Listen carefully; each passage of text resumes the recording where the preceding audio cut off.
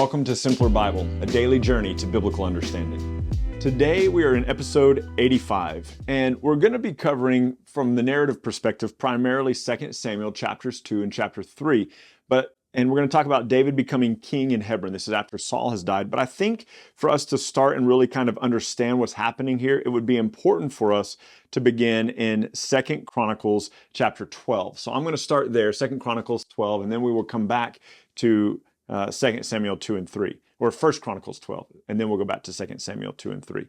And it says this: Now these are the men who came to David at Ziklag. Remember, Ziklag is the city that we saw in 1 Samuel 30. It was David's home base for a year and 4 months. It was where his wife and all of his kids were, all of his men's wives and kids, where they had been captured. And so Ziklag is that city where he was living amongst the Philistines for a year and 4 months. Now these men came to David at Ziklag while he could move around freely because of Saul. So Saul's still alive at this point.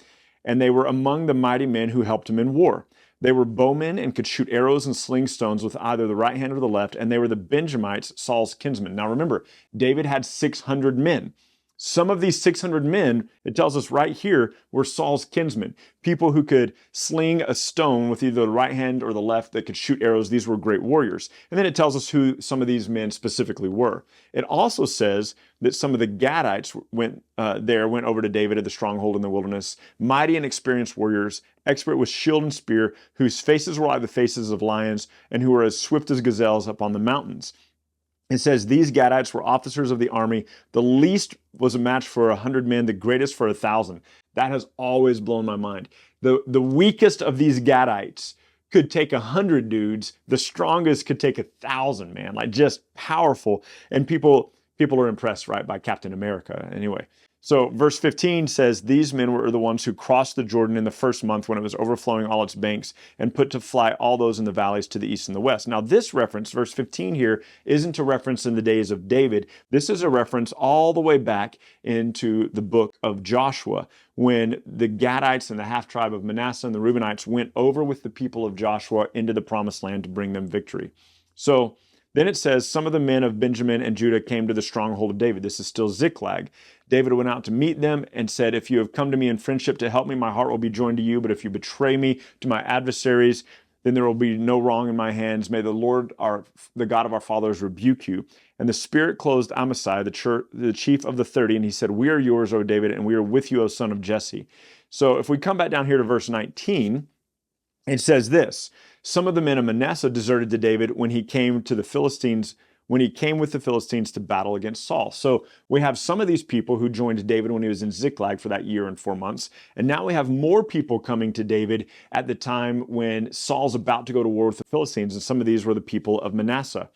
And it says this: as he went back to Ziklag, these men of Manasseh deserted to him. And so David abandons the Philistines, goes back to Ziklag. So 1 Chronicles 12 is kind of filling in this window of the 16 months that David was in the Philistine area, and then now at war with the people of the Amalekites who had defeated who had defeated the people in Ziklag. It says in verse 21, they helped against the band of the raiders. They were almighty men. And from day to day, men came to David to help him until there was a great army like the army of God. Now, these are the ones who are going to come to David in Hebron. And that's where we're about to get in 2 Samuel chapter 3, 2 and 3, that as Saul has died, David moves back into Judah and he goes to Hebron. And this is what it says: of the people of Judah, 6,800 people; of the Simeonites, 7,100 people; of the Levites, 4,600 people; of the house of Aaron, 3,700 people; of the Benjamites, kinsmen of Saul, 3,000 people; of the Ephraimites, 28,000 people; of Manasseh, 18,000 people; of Issachar, 200 men with all of their kinsmen; of Zebulun, 50,000; of Naphtali, 1,000. That's 1,000 commanders. Of the people of the Danites, 28,000. Of the people of Asher, 40,000. Of the Reubenites and the Gadites and the half-tribe of Manasseh, 120,000. This is the army that comes to David after Saul dies. From all these different tribes of Israel, they come to David, and they come to Hebron in order to make him king. And so you have to think about it like this for a minute. We haven't gotten to this part yet, but King Saul still has a son who's alive. Theoretically, he could still be the king. And so David now we're back in 2 Samuel 2. David inquired of the Lord, shall I go up into any of these cities of Judah? And the Lord said to him, go up. And David said, to which shall I go up? And he said, go to Hebron. And so one of the things to consider is that David's going to go to Hebron. He's got his 600 men, people who have started coming to him. And when he's in Hebron, he's going to rule there for 7.5 years. More and more people come to him to where he has an army nearing 300,000 men. It's bigger now than the army of Saul's son. So David goes to Hebron, and David went up there with his 2 wives, Ahinoam of Jezreel and Abigail, the widow of Nabal of Carmel. David brought up his men who were with him, everyone with his household, and they lived in the towns of Hebron. And the men of Judah came, and there they anointed David king over the house of Judah. And they told David, it was the men of Jabesh Gilead who buried Saul. And David sent messengers to the men of Jabesh Gilead and said to them, may you be blessed by the Lord, because you have showed this loyalty to Saul your Lord and buried him. And now may the Lord show steadfast love and faithfulness to you, and I will do good to you because you have done this thing. And the house of Judah has anointed me to be king over them. So David is king. Now, Abner, the son of Ner, Abner is Saul's commander of his army. And Abner decides that he's going to make Saul's king, or Saul's son, the king of Israel. So it says this, Abner made Ishbosheth, the son of Saul, king over Gilead, and the Asherites, and Jezreel, and Ephraim, and Benjamin, and all of Israel. Ishbosheth, Saul's son, was 40 years old when he began to reign over Israel, and he reigned for 2 years. But the house of Judah followed David, and at that time David was king in Hebron over the house of Judah 7 years and 6 months. So there's a discrepancy here. And it's not a problem for us, but it's something that we need to note. David moves to Hebron after Saul has died. Abner seeks to make Saul's son Ishbosheth king, and Ishbosheth is going to rule for 2 years over all of Israel, and David is going to rule for 7.5 years in Hebron. And so there's this gap here. There's a gap. So either Abner anoints Ishbosheth right away, and Ishbosheth is king for 2 years, for the first 2 years that David is king in Hebron. Or Ishbosheth becomes king a year after David becomes king. But either way, there are 5.5 years where David is ruling in Hebron where there's no king in Israel, because David is just the king of Judah. He's just the king over that tribe. And people start coming to David in Hebron, as the Bible is going to say that God makes David stronger and stronger and Saul weaker and weaker, Ishbosheth, Saul's son, weaker and weaker. Why? Because as we just read in 1 Chronicles 12, the armies are turning away from their faithfulness to Israel, and they're turning to David to make him king in Hebron, and then to make him king over all Judah. And so David is reigning over Judah. Ishbosheth is reigning over all of Israel. Ishbosheth is weak. And there's this story where Joab, who's the commander of David's army, and Abner, who's the commander of Ishbosheth's army, they meet together, and they kind of got some soldiers. They each have some soldiers. They each pick 12 of their best soldiers to fight. And this story is a really interesting story. It says that it happens at the pool of Gibeon. We see the same pool of Gibeon mentioned in Jeremiah 41:12, but I don't have time to give you that information right now. And so you can go and read that story if you would like. But Joab has his 12 men, and Abner has his 12 men, 12 of King David, 12 of King Ishbosheth, and they go to fight each other. And what the Bible says is that each man grabs his opponent by the beard and thrusts his sword into the side, so all 24 of them fall down together. It's like a choreographed battle scene, badly choreographed, where they all just die. So they all think, I'm going to grab you by the beard, I'm going to stab you in the side, and then they all just fall down dead together. And then it stirs up now where the people of Joab, the people of David, are going to now go against the people of Abner and the people of Ishbosheth. And it says this, pick up with me in verse 18. And the 3 sons of Zeruiah were Joab, Abishai, and Asahel. Okay, we need a couple of things to be made clear here. Joab we've heard a lot about. Abishai we've heard a little bit about. Asahel we haven't heard very much about. But these guys are 3 brothers, and they are the sons of Zeruiah. So you keep wondering, where does Joab come from? Joab keeps popping up, the son of Zeruiah. Zeruiah is David's sister. So Joab and Joab's brothers are the nephews of King David. Okay, so Joab is the commander of David's army. He's the nephew of King David. And so Abishai is the guy back in 1 Samuel 26, when Saul was sleeping. Abishai is the one that says, let me just pin him to the ground. We can be done with this right now. And David is like, what do I have to do with you, you sons of Zeruiah? And you're going to find that the sons of Zeruiah were just aggressive, wicked kind of men, Joab, Abishai, and Asahel. And look what it says about Asahel, who we don't see much about. Asahel was as swift of foot as a wild gazelle.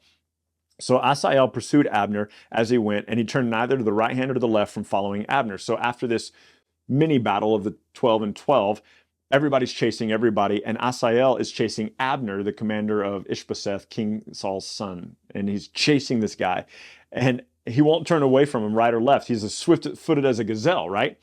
And Abner looks behind him and says, "Is that you, Asahel?" And he says, "It is I." And Abner said to him, "Turn aside to your right hand or your left and seize one of the young men, take his spoil." But Asahel would not turn aside from following him. Abner said again to Asahel, "Turn aside from following me. Why should I strike you to the ground?" And I'm just thinking about how when I went running a few weeks ago after I hadn't run in a while, I would not be able to have this conversation.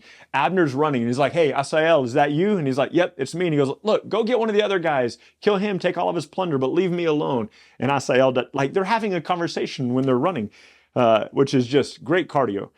So he goes, "Turn aside." He goes, "I don't want to strike you to the ground. I'd never be able to look your brother in the face again." But Asahel refused to turn aside. Therefore, Abner struck him in the stomach with the butt of his spear so that the spear came out his back and he fell there and died. So Abner's running with his spear, no less. And Asahel is right on his tail. And then Abner just stops and plants the butt end of that spear. And Asahel running so fast, it just impales Asahel and he falls dead. And it is just an incredible scene, brutal scene. And so Joab and his brother Abishai pursue Abner for killing their brother Asahel.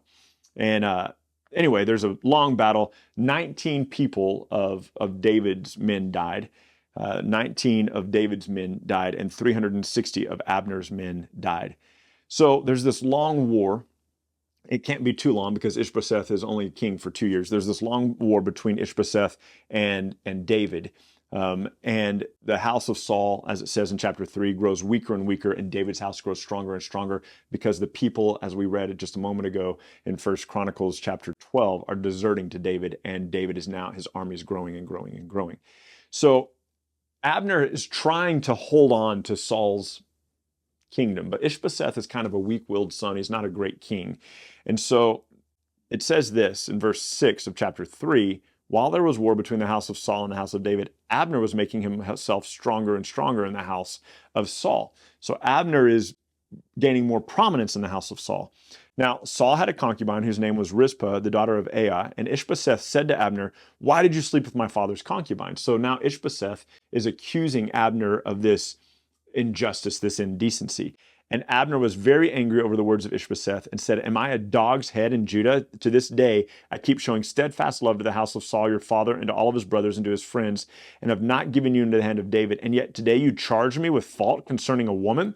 God do so to Abner, and more also, if I don't accomplish for David what the Lord has sworn to him, to transfer the entire kingdom from Saul and give it to the throne of David over Israel from Dan to Beersheba." So Abner's so ticked at Ishbosheth for this accusation. He goes, "You know what? I have helped you. I have helped your father. I have helped your father's friends. I have done all this to help the kingdom of the Benjamites. And you know what? I'm done.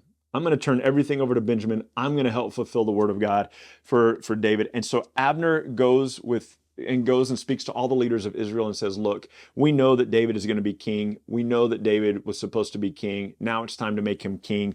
And Abner goes and he meets with King David and he says, "Hey, look, I'm going to go throughout the land and I'm going to make you king. I've been gaining," remember, what did it say about Abner? He'd been gaining prominence among the people of Israel. And so Abner's like, "Look, let me use my reputation. Let me go speak to all the people of Israel. You're the new king. We're done with Ishbosheth." And so David goes, "Great, man, that'd be fantastic. Thank you." And Abner gets sent on his way in peace. But Joab does not like this, right? Because Joab's brother had been killed by Abner. And so it says this. Let me pick up in verse 26 of chapter 3. "When Joab came out from David's presence, he sent messengers to chase after Abner, and they brought him back to the cistern of Sirah." Now remember, Abner's going out. He's going to be a messenger to tell all the people, "Come and follow David." But David didn't know that Joab had called him back. Verse 27, "When Abner returned to Hebron, Joab took him aside in the midst of the gate to speak with him privately, and struck him in the stomach so that he died for the blood of Asahel, his brother. Afterward, when David heard of it, he said, I and my kingdom are forever guiltless before the Lord for the blood of Abner, the son of Ner. May it fall upon the head of Joab and upon his father's house, and may the house of Joab never be without one who has a discharge, or who is leprous, or who holds the spindle, or who falls by the sword, or who lacks bread. David's so ticked about what Joab did. He said, look, curse be upon your house. I hope that there's always someone in your house that's leprous, always someone who has some sort of discharge from their body, always one who holds or grasps the spindle. The idea is that their hands are weak. They can't hold the sword anymore. They fall by the sword and they're starving to death for lack of bread.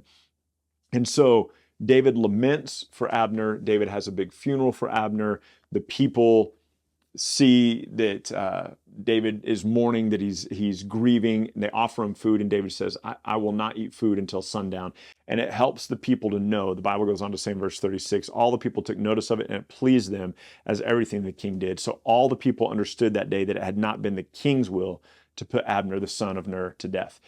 Keep in mind, was David trying to put to death Saul? No. Was David trying to put to death Ishbosheth? No. Was David trying to put to death the army of Ishbosheth, or the head of Ishbosheth's army? Was he trying to put to death Abner? No.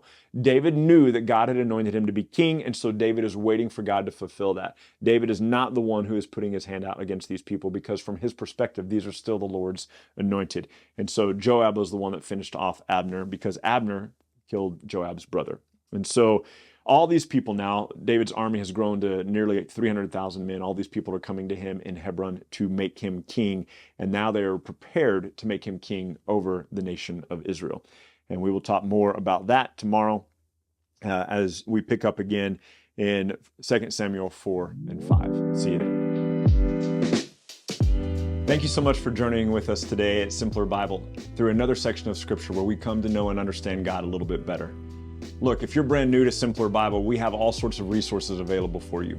Go to our website, simplerbible.com, and there you can find these videos, you can find our podcast, you can find links to our social media, and you can even find a blog post with additional scriptures if you want to go into a little bit more study than we had time to cover in this podcast and video today. We hope that this tool will be exactly that for you, a tool. Not something that replaces your daily walk with God, but something that enhances your daily walk with God and helps you to know and enjoy Him more. Thank you so much for being part of this, and we'll see you again tomorrow.